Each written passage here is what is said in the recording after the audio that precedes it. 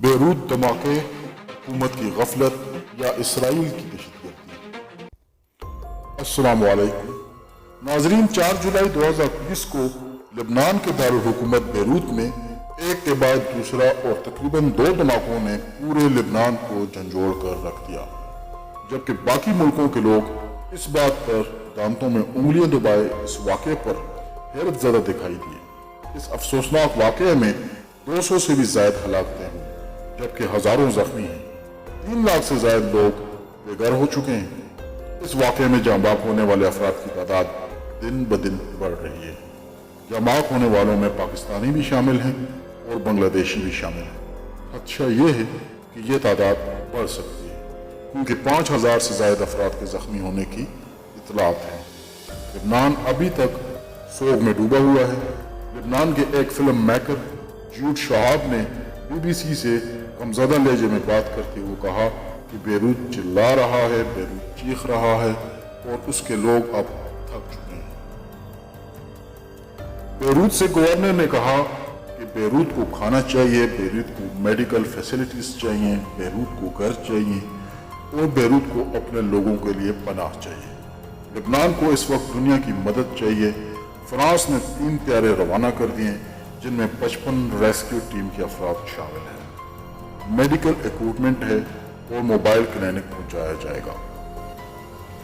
اس کے علاوہ بنگلہ دیش، روس، قطر، ترکی، ایران، تیونس اور یورپی یونین نے بھی امداد روانہ کر دی ہے۔ عراق نے تیل کی مدد دینے کا اعلان کیا ہے۔ ترکی کی امدادی ٹیم بیروت پہنچ چکی ہے۔ آسٹریلیا نے تقریباً $14 لاکھ کی امداد کا اعلان کیا ہے۔ فرانس کے صدر ایمینوئل میکرون پہلے غیر ملکی حکومتی سربراہ ہیں جو دھماکے کے بعد وہاں پہنچے۔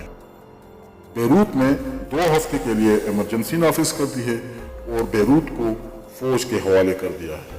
کافی لوگ لبنان اور بیروت کے بارے میں بہت کچھ نہیں جانتے، تو ان کے لیے مختصر تعارف کروا دوں لبنان کا۔ بیروت لبنان کا دارالحکومت ہے اور لبنان میں شرح خواندگی کافی زیادہ ہے۔ اس کی ثقافت بھی انتہائی خوبصورت اور رچ ہے۔ یہاں کے لوگ بھی انتہائی حسین ہیں۔ اس کی سرحد اسرائیل اور شام سے ملنے کی وجہ سے یہ لبنان مشرق وسطیٰ میں کئی تنازعات کا مرکز بنا رہا۔ یہاں جو آبادی ہے اس میں شیعہ اکثریت میں ہیں، سنی ہیں، عیسائی ہیں اور دروز مسلک کے لوگ بستے ہیں۔ تقریباً 60 لاکھ اس کی آبادی ہے اور چھوٹا سا ملک ہے، اور اس کا کل رقبہ 10,500 مربع کلومیٹر پر محیط ہے۔ یہاں کی زبان عربی ہے اور 1516 سے 1918 تک یہ سلطنت عثمانیہ کا حصہ تھا۔ پھر یہ فرانس کے کنٹرول میں چلا گیا اور پھر 1944 میں فرانس نے وہاں کی جو لبنانی حکومت تھی اس کو اختیارات منتقل کر دیے۔ 2006 میں لبنان میں 34 دن تک حزب اللہ اور اسرائیل کے درمیان جنگ جاری رہی۔ اب اس واقعے کا ذکر کرتے ہیں۔ ویڈیو میں آگے بڑھنے سے پہلے ناظرین میں تمام ان نئے آنے والے دوستوں سے گزارش کرتا ہوں کہ اگر آپ اس چینل پر نئے ہیں تو برائے مہربانی اس کو سبسکرائب کر دیں اور ویڈیو اچھی لگے تو اس کو ضرور لائک کیجیے گا۔ شکریہ۔ ناظرین، انٹرنیشنل میڈیا اور لبنانی صدر مائیکل اون نے یہ کہا ہے کہ یہ جو دھماکے ہیں 2750 ٹن کیمیکل ایمونیم نائٹریٹ کے ذخیرے میں آگ لگنے کی وجہ سے ہوئے ہیں۔ لیکن سوال یہ ہے کہ کیا یہ معاملہ اتنا ہی سادہ ہے جتنا اس کو بتایا جا رہا ہے؟ اس دھماکے کے بیک گراؤنڈ کو اگر ہم دیکھیں تو یہ دھماکہ اس دن ہوا جس دن 2005 میں قتل ہونے والے لبنانی وزیر اعظم رفیق حریری کے کیس کا فیصلہ عالمی عدالت انصاف کرنے جا رہی تھی۔ رفیق حریری کے قتل سے جڑے کچھ حقائق آپ کو بتا دوں۔ رفیق حریری لبنان کے وزیر اعظم تھے۔ ان کے قتل کے الزام پہلے حزب اللہ پہ لگایا گیا تھا، لیکن بعد میں تمام ملزمان جو کہ لبنان کے اعلیٰ فوجی افسران تھے انہیں شواہد کی کمی کی وجہ سے چھوڑ دیا گیا تھا، رہا کر دیا گیا تھا۔ ان میں سے کچھ لوگ ایسے تھے جن کی رہائی ہونے کے بعد پراسرار طور پر اموات ہو گئی تھی۔ آپ کو یہ بتاتا چلوں کہ یہ دہشت گردی کا پہلا واقعہ تھا جس پر اقوام متحدہ کی طرف سے تحقیقاتی کمیٹی بنائی گئی۔ حزب اللہ نے اس واقعے کی ذمہ داری قبول کرنے سے انکار کر دیا تھا اور اگست 2010 میں اقوام متحدہ میں حزب اللہ کے ملوث ہونے کے شک کا اظہار کیا، لیکن حزب اللہ کے جنرل سیکرٹری हसन नसरुल्लाह ने तमाम इल्ज़ामात रद्द करते हुए कहा था कि इसके पीछे इसराइल का हाथ है। इसके अलावा ये भी कहा कि 1996 में इसराइल ने रफ़ीक हुरैरी को कत्ल करके मुल्क में सियासी अदम इस्तेहकाम पैदा करने की कोशिश की थी। साद अल हुरैरी जो लेबनान के साबिक़ वज़ीर-ए-आज़म रफ़ीक अल हुरैरी के बेटे हैं, उन्होंने भी अक़वाम मुत्तहिदा को इस बयान के बाद इन पहलुओं पर भी तफ्तीश करने की दरख्वास्त की थी। रफ़ीक अल हुरैरी एक वज़ीर-ए-आज़म होने के साथ साथ एक कामयाब कारोबारी शख्सियत थे और उनके ताल्लुकात फ्रांसीसी वज़ीर-ए-आज़म के साथ बहुत ज़बरदस्त थे। इसके अलावा यूरोप के बाकी कई मुल्कों के साथ भी रफ़ीक हुरैरी के ताल्लुकात इंतहाई गर्मजोशी वाले थे और इनकी बात यूरोप में सुनी जाती थी, जबकि ये बात इसराइल को बिल्कुल भी गवारा नहीं थी कि लेबनान के ताल्लुकात क्यों अच्छे हैं। और इसी वजह से लेबनानी अवाम और हुकूमत को इस बात का यकीन है कि रफ़ीक हुरैरी के कत्ल में हिज़्बुल्लाह नहीं बल्कि इसराइल ही मुलव्वस था। इस मामले को एक लम्हे के लिए यहीं छोड़ देते हैं और वापस आते हैं हालिया धमाकों की जानिब। इस वाक़े की एक वीडियो जो पहले धमाके के बाद बनी, इस वीडियो में साफ देखा जा सकता है कि इस स्टोरेज या वेयर हाउस या इमारत को किसी रॉकेट नुमा शे ने हिट किया। जो लोग इस बात से वाकिफ नहीं हैं उनके लिए बताता चलूँ कि नाइट्रेट जलता नहीं है, ये सिर्फ जलने को सपोर्ट करता है और वो भी अगर बहुत बड़ी मिकदार में जलने के काबिल मवाद जल रहा हो। उसे जब जलाया जाता है तो ये पहले पिघलता है और फिर खतरनाक गैस की शक्ल इख्तियार कर लेता है, जिसमें एमोनिया गैस भी शामिल होती है। बहुत ज़्यादा मिकदार में जलने के बाद नाइट्रेट तब धमाके में तब्दील होता है अगर यह एक ख़ास तरीके से बंद और पैकेट्स की शक्ल में मौजूद हो, तब ये इस तरह होता है या बंद जगह में पड़ा हो। यह पहलू भी एक सवाल की शक्ल में मौजूद रहेगा कि कैसे 2750 टन एमोनियम नाइट्रेट बगैर किसी हिफाजत के और हिफाजती तदाबीर के 6 साल तक एक वेयर हाउस में रखा जा सकता है। बेरूत बंदरगाह की इंतजामिया हुकूमत को 6 साल से इस जखीरे को कहीं और शिफ्ट करने की दरख्वास्तें करती थी और किसी ने इस पर तवज्जो नहीं दी।